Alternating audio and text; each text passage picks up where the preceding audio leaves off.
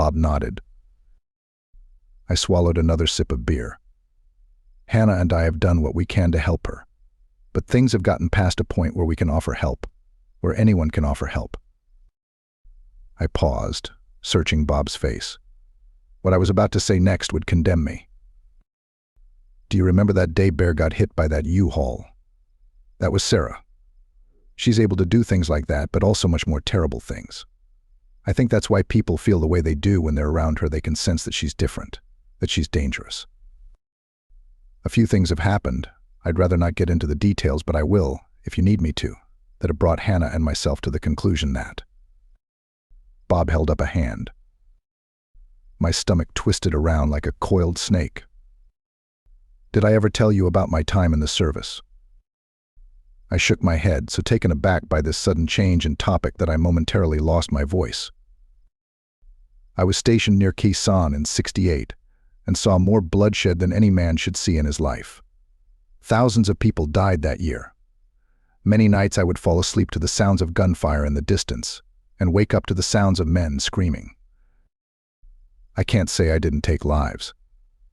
God help me, I took far more than I care to say, but there were others. He trailed off, and for a moment I wondered if he would continue his story. When he spoke again, his voice was rough and his eyes were misted by tears of the past. I first met Paul when we were in boot camp together, and he was my only lasting friend throughout the entire nightmare. When the killing started, I didn't think I could be more terrified, but when I looked at Paul, I saw something that scared me even more than the thought of losing my life to the enemy. I could see pleasure in Paul's eyes every time he fired his weapon at another man. He enjoyed it. He loved it. He told stories of his exploits, his murders, as if they were hunting tales. He'd talk about how many gorillas he killed like they were nothing but a few low-point bucks. And with every word he spoke, his self-satisfaction grew. As the days became weeks and the weeks became months, that look in his eyes stayed.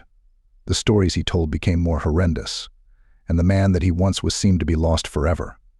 I saw him open fire on men, women, and children, relishing every final breath he took for his own.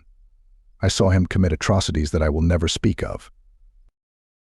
We got our transfer papers one night, and where most men would feel joy and excitement to finally leave the bloodshed, I felt horror. Horror for those that would cross paths with my once dear friend, for I had no doubt in my mind that the killing may have stopped for me. But for Paul, it had only just begun. It was a game to him now, and he would continue to play. The last life I ever took was that of my best friend in the jungle of Vietnam on the day before we were set to transfer. We had stumbled across a family of travelers along the road, and where I saw people, men, women, children. Paul saw nothing but lambs for the slaughter.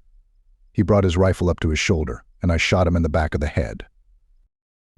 I don't wonder if I did the right thing, but if I'd done the right thing sooner, how many innocent lives would have been saved? Bob held the bottle to his lips and finished his beer, then stood up and went to the kitchen for another. "I love that little girl of yours," he called from the kitchen.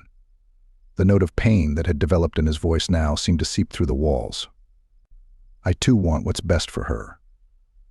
I won't hear the question you came here to ask. Such things are better left unsaid, but I think you'll find I've answered it nonetheless." Indeed he had.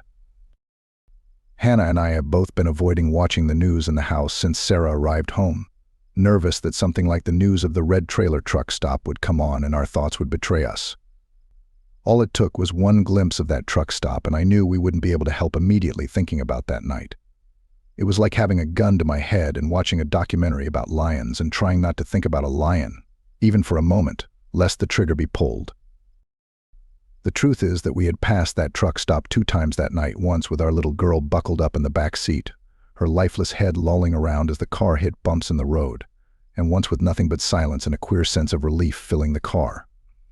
It was the closest sign of civilization from where we had left Sarah, and would have been the first place anyone would stop if they had a teenage hitchhiker in the passenger seat with no memory of how she got there. The morning of the day Sarah showed up on our doorstep was when that short-order cook had discovered a truck stop full of bodies that was no coincidence. Sarah had been there, but what had caused her to kill those people? Had she been attacked? It's possible, but I don't think so. There were no signs of violence at all, at least according to the news, and I would imagine if someone had attacked her, there would either be no body at all, or their body would be smeared across the walls. I really think that it boils down to two scenarios. Either Sarah had no control of what happened, or she had complete control and simply didn't care, like a child stomping on an anthill. Regardless of which way the door swings, it still leads to a room with a nuclear missile, and I've been sleeping right next door. I'd been debating with myself for a while about whether to bring the news of the red trailer truck stop up with Hannah. The secret feels as if it will consume me, but I fear it will be too much for Hannah to take. She was never as good at keeping things from Sarah as I was, and she's already been trying to keep an enormous one from breaking down the barriers in her mind. But if something is to be done about Sarah being around, and equally as dangerous as before, then I'm not sure I'm capable of carrying that burden alone. The answer, as it so happens, came to me this morning in the form of the newspaper. We don't subscribe to the newspaper, so when Hannah slid it across the breakfast table, I was a bit perplexed. "Found some pretty great coupons in here," she said, uncharacteristically. "You should give them a look at work later, and we can make a shopping list." Sarah was still in bed, but even still it was wise to continue to keep up the charade. "You got it," I said, finishing my coffee in 2 gulps, then grabbing my bag. "I'm gonna head out now." I kissed Hannah and left the house quickly, knowing that the longer I stayed there, the more likely my curiosity would seep through the thin veneer of my thoughts about work and what to do for lunch later. I drove down the street and parked in a gas station a few blocks away. I had a half hour before I needed to be at work, so there was plenty of time to read whatever Hannah was trying to get me to read. I was about to look for the coupon section, thinking she'd given me a clue, but as it turns out, what I needed to read was on the front page. Experts believe series of unexplained deaths may be connected. Many have long suspected a connection between the recent series of unexplained deaths, starting with those individuals at the red trailer truck stop, and most recently occurring yesterday in the case of Robert Sullivan. But it wasn't until yesterday evening that representatives from the Federal Bureau of Investigation officially announced that they are researching possible connection between these deaths. Including the 8 victims of the red trailer truck stop, there have been over 20 deaths that have baffled both police and medical examiners. If there had been any identified cause of death, FBI Representative Todd Hull states we would have entertained the possibility of a mentally ill individual, or a group of ill individuals, harming the public. Right now we are researching the possible and likely connection between these deaths, and urge the public to contact local medical professionals immediately with any unexplained changes in mood, activity level, awareness level, diet, and so forth. This does not appear to be related to the drinking water, nor an airborne contaminant. But I assure you we are exploring every possible avenue. Hull further urges the public to be vigilant and to pay close attention to loved ones. Probably the most baffling part of this whole case is the lack of public engagement, Hull says. Not a single victim has been reported to police by close friends or family for several days. I cannot stress enough that vigilance is key to ensuring the safety of ourselves and our loved ones. Hull, of course, is referring to the fact that each death has been reported only by neighbors or passers-by. Authorities have reported family and close friends acting shocked by the news of the death of their loved ones, even though those loved ones may have been in plain sight for several days prior to a wellness check by police. As I read this article, it felt as if my head was floating underwater. Sarah hadn't stopped at the truck stop, and it now seemed as if her reach was even further than it was 3 years ago. Robert Sullivan, Bob as I knew him, lived 10 miles away on the other side of town. There, sitting in the gas station parking lot with the newspaper sitting across my lap and steering wheel, I began to cry.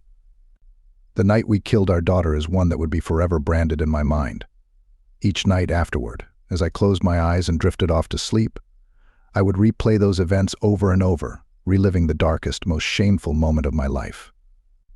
I would remember the weight of Sarah's lifeless body in my arms, the weight of my own heart as I carried her from the car, and I would silently weep. Hannah and I needed months of careful planning before we could make our move, which proved especially difficult because we couldn't even think about what we were going to do lest Sarah discover our secrets. Every morning as I drove to work, I would finally get the chance to think about how I would take my daughter's life. Every evening as I drove home, I would work to push those thoughts from my brain and replace them with thoughts of how work went and whatever songs were on the radio. It was especially difficult to plan with Hannah. because she was around Sarah more and I knew she struggled more than I did when it came to keeping secrets from her.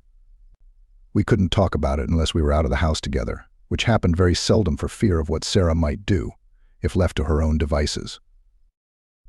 It was around that time that Hannah started singing. She always hummed to herself while she did the dishes or folded the laundry, but lately it had seemed like every breath she took was one of song. It was beginning to get annoying because she always sang the same 3 songs. Over and over it was either What I Like About You, Every Rose Has Its Thorn, or Talk Dirty to Me. It got to a point where I found myself singing these songs too whenever I was in the shower or driving in the car. It was during one of these morning commutes, singing about a cowboy's sad, sad song that I just couldn't get out of my head when it finally hit me. Poison. One of the most surefire ways Hannah had been able to keep Sarah out of her mind was by keeping a song stuck in her head. I'd assumed that had been why she had started singing more, but I hadn't noticed until that moment that all 3 songs were by an 80s band called Poison, a group I knew Hannah didn't listen to. That night when I got home, I put my theory to the test by singing a Lou Rawlins song my mother used to play. We Understand Each Other. Hannah didn't know the song, but the moment I got to the chorus, her eyes snapped up so quickly I thought she had certainly given herself away. I quickly glanced at Sarah, careful to keep my mind on the song. She was sitting quietly on the couch, staring through the window into the night sky. She did that more and more often those days, like she was somewhere else entirely. She would spend hours in such a position, staring at nothing but the blank space between her face and the window. I'd often wondered how cognizant she really was of her surroundings, but didn't dare allow myself to think she was anything less than completely aware. It was through that method that Hannah and I hatched our plan. It was early spring. The days had finally begun to get longer, but that day felt like the longest of all. I went to work, Sarah to school, and Hannah spent the day running errands. Hannah and I met for lunch at a diner around the corner from my office. I ordered the tomato soup and BLT, and Hannah had the tuna melt. We talked about the grocery list and Sarah's upcoming math test, putting on a show for anyone that might remember us later, although there were very few people in the diner that afternoon, and fewer still that might be within earshot. That was partially why I'd chosen that diner. The other part was because I knew the security camera in the corner wasn't working, so there would be no record of Hannah carefully sliding a small envelope across the table, concealed by her palm. The envelope contained a white powder I understood to be midazolam, a potent sedative. As it turned out, the neighbor Hannah had gone to see while I spoke with Bob, Tammy Howell, had a nurse friend with low morals who had been able to procure a pill here and there for Tammy when she asked. It had only taken a phone call and a couple weeks before the drug was in our possession. I'd been hoping for something stronger but was assured that this should do the trick, especially since this powder had once been in the form of 10 whole pills prior to Hannah crushing them up far more than would ever be used for a single dose. With that kind of dosage, I imagined any sedative would do the job. A few hours later, I was parked in the garage. Next to me sat 2 greasy paper bags and a cardboard carrier with 3 milkshakes. Under normal circumstances, one of the bags would have been opened and half the fries gone, but that night they sat untouched. What little I had eaten during lunch had all come up a few hours later, and the thought of eating anything sickened me. Inside the bags were 3 burgers, each wrapped in foil and held together by a label to identify contents. I had the bacon jalapeno burger, Hannah had the chicken sandwich, and Sarah had her favorite bacon cheeseburger with extra pickles. The sticker had made things a bit more difficult than I'd hoped, but with patience I had been successful in peeling it back enough to slide the sandwich free and sprinkle about half of the envelope's contents in the middle. The rest had gone into her chocolate shake. Of course, I couldn't think about these things, though, as I sat in the garage, just about how rough work had been and wondering if I was coming down from something, or if I just had acid reflux, which would give me an excuse later if I couldn't keep dinner down. I put on a smile and carried the food in as I walked through the door. Hannah met me at the door, kissed my cheek, and thanked me for picking up dinner. Hannah set the table and began dividing up the contents of the bags while I approached Sarah's bedroom. I rapped on the door 3 times, as always. "Hey, dinner's here," I said. Nothing but silence answered me. I had been expecting this. Sarah seldom joined us for meals anymore. For weeks we really only ever saw her just before and just after school as she made a beeline between her bedroom and the front door. Every other moment was spent locked in her room, presumably reading. I hadn't allowed myself to think for a moment Sarah was doing anything else for fear I might be right. What I hadn't been expecting was the sound of the door opening behind me after I turned and started back toward the kitchen, resigned to leave her food in front of her bedroom door, like always. Silhouetted in the darkness, Sarah's bedroom light was never unstood my daughter.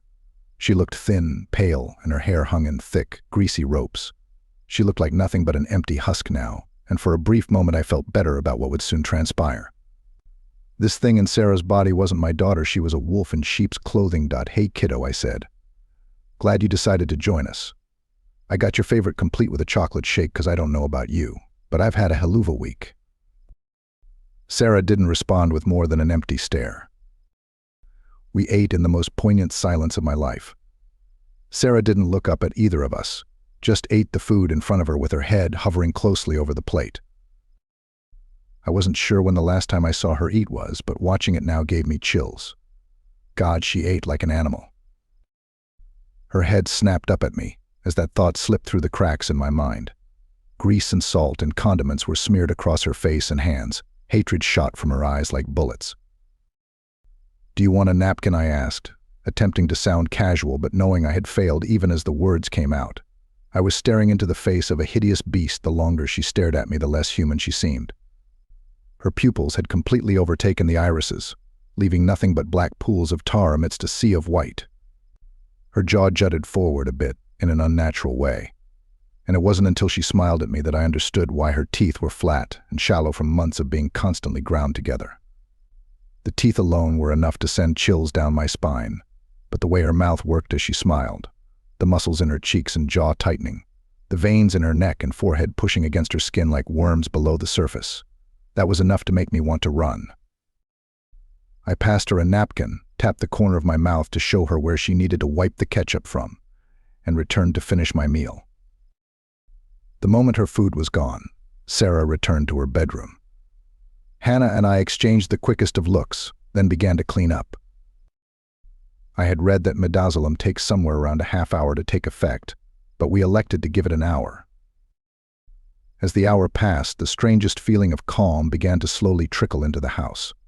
It was so foreign to me that I'd wondered for a moment if I'd eaten the wrong burger, and was now feeling the sedative take effect, but knew in an instant that wasn't possible. The calm we were feeling wasn't calm at all, not really, but the sense of danger being lifted from the house. We'd spent so many years under this dark blanket of doom and depression and fear that I'd forgotten what it felt like to feel safe in my own home. It would seem that the drug had done its job. At the very minute the hour passed, Hannah and I were knocking on Sarah's door. "Sarah," I called. No answer. Not that there would have been one anyway. But this time there was no shuffling sound, no footsteps, nothing at all.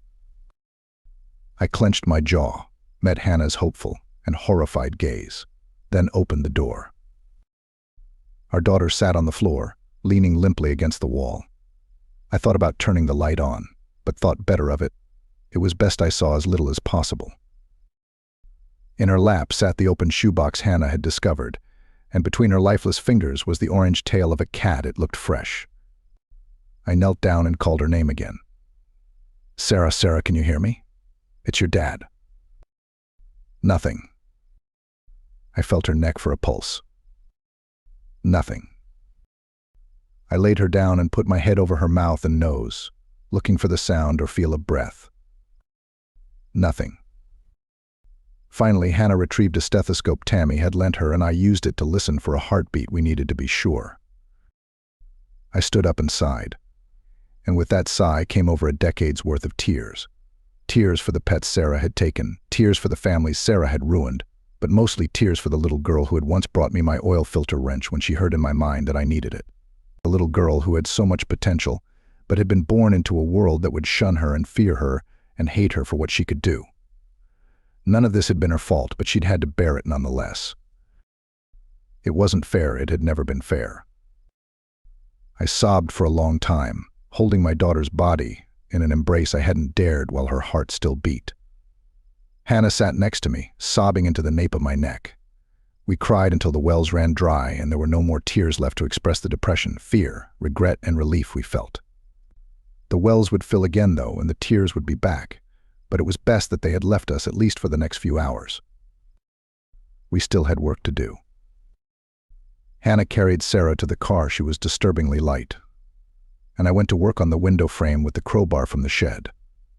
Once I'd gotten the window pried open, I cleaned the wood and paint from the end of the crowbar and returned it to the shed. Behind me, Bob's grave face watched from the window.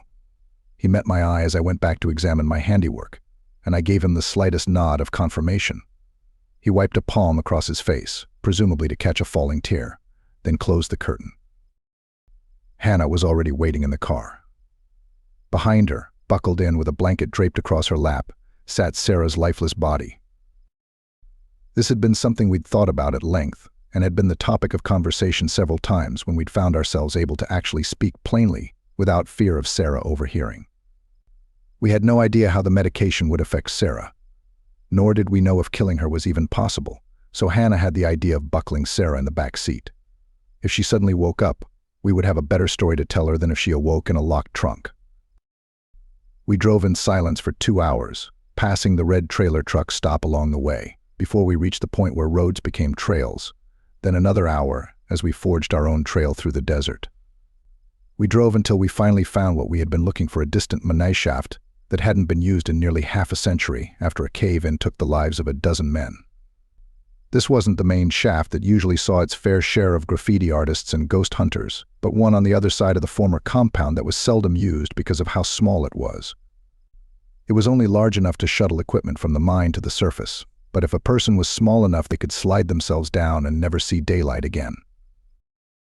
We hiked the distance from the car to the mine shaft, taking turns carrying Sarah in our arms and passing her back and forth as we climbed the few chain-link fences marked with no trespassing signs. When we arrived, I took a final moment to say goodbye to Sarah and to tell her how sorry I was for everything that had happened to her. Hannah had already begun crying again, but was able to choke out a heartfelt goodbye, baby girl. I'll always love you. I kissed Sarah on the forehead. Hannah did the same, and with that we bid farewell to our little girl forever. Or so we thought. The news of Bob's death weighed heavy on my mind since I first learned of it. Equally as heavy was the news of Tammy Howell that I learned of a few days later.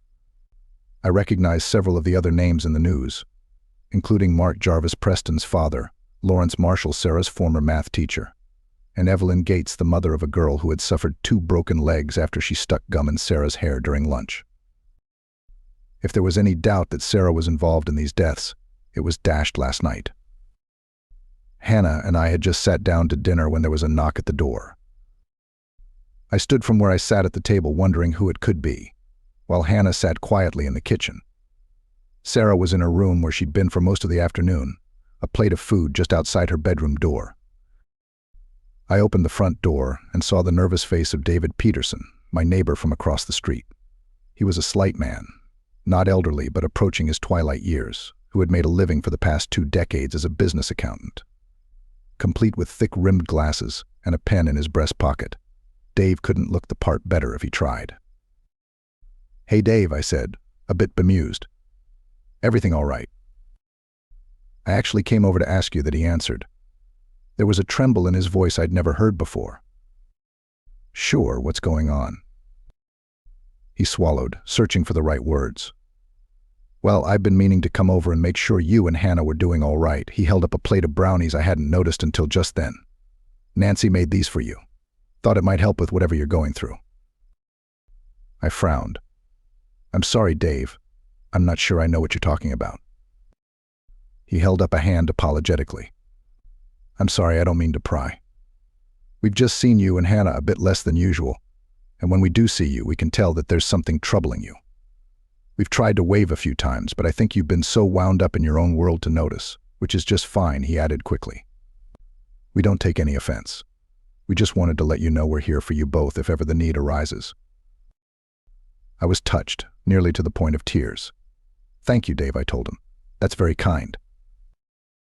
I took the plate and was just about to shut the door when he stopped me. "There's something else I wanted to talk to you about," he said in a low, conspiratory voice. Behind me, I heard the faintest creak of a door opening down the hallway. I matched Dave's low tone. "What is it?" This is going to sound a bit crazy, so please know that I wouldn't say this if I hadn't seen it for myself, but sometimes Nancy and I think we can see a woman standing in your upstairs window.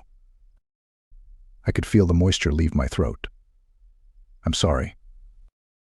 I don't think it's Hannah. This woman is rail thin. Very unhealthy. You don't have anyone else living here, do you? I shook my head. No. I was afraid of that, Dave said. He looked around, feeling the same sense of growing danger that I felt. Now, here's the crazy part. And please know this comes from a place of love for you and your wife. But I don't think that woman we've seen in your window is human. She doesn't seem right. It was then that Dave's neck snapped, tilting in an unnatural, jagged angle, and the plate of brownies fell to the pavement and shattered. I heard nothing at first, just the fast beating of my heart and the high-pitched hum of blood in my ears. Then all at once I heard the screaming. It came in stereo from both behind me and from across the street. Nancy Peterson had watched the scene from her doorstep, and Hannah, it seemed, from behind me. I slammed the door shut and whirled around. Hannah had indeed been standing behind me, and behind her, wearing the same Cheshire grin I'd seen the second night she'd stayed with us, stood Sarah. Her hair fell in her face in twisted knots, and although her mouth was shaped in a crescent moon of lunatic joy, her eyes were like that of a corpse. He shouldn't have thought those things, Sarah said tonelessly. They always think those things. Hannah continued screaming, her arms and hands shaking. She looked at Sarah, then at me, and that look told me far more than it should have. It told me she was helplessly remembering that night and every night leading up to it, which would be her demise. The screaming stopped abruptly, or at least the sound had. Hannah's throat still flexed and her veins still stood out in her neck, but no sound escaped her throat. Sarah, I began, but I suddenly lost my own voice as well, and all I could choke out was a dry wheeze. She was never as good at the game as you were, was she? Sarah asked me in the same toneless voice. She would sing songs, trying to keep me out, but eventually her thoughts would trickle through. And her dreams. What are you talking about? I thought to Sarah, still unable to speak but knowing she could hear me. Don't pretend, Daddy. She told you everything. She poisoned my food that night, dumped me in the desert and left me to rot, and told everyone that I'd simply gone missing. Everyone but you, that is. You helped her do it. You helped her do it. You helped her carry me to the desert and leave me there to rot. Sarah closed her eyes, and for a moment her hold on Hannah's throat waned and my wife was allowed a final, ear-splitting cry. Then she was gone. Just like Preston Jarvis, Hannah, my wife and Sarah's mother, had been erased from existence. I fell to my knees and began to sob. Sarah approached me slowly, then knelt down and pressed her lips to my ear. Her breath was hot and putrid, the scent of rotting meat that I would later find in the form of a half-eaten bird in her bedroom. I won't take her away for you like I did Preston's parents. You don't deserve that. Instead, I'll leave her in your mind, but only just enough to know you've forgotten. I looked up and met her eyes for the last time, seeing nothing but two black, hateful pupils, and then Sarah was gone as well, and I was alone. I didn't allow myself to think about it then, and wouldn't allow myself until long after the feeling of dread had been lifted from the house, but when it had, I felt a wave of regret and love crash into me like a freight train.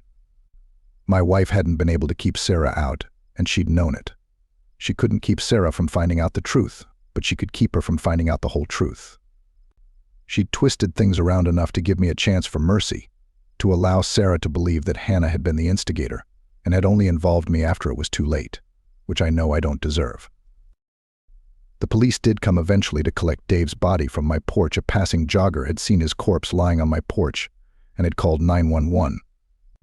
Even though his wife had seen what happened, had screamed his name as he fell to the ground, she told the police the last thing she remembered was having her husband take brownies over to the neighbors, and that she'd been unaware of the fact that he lay dead in plain view right across the street.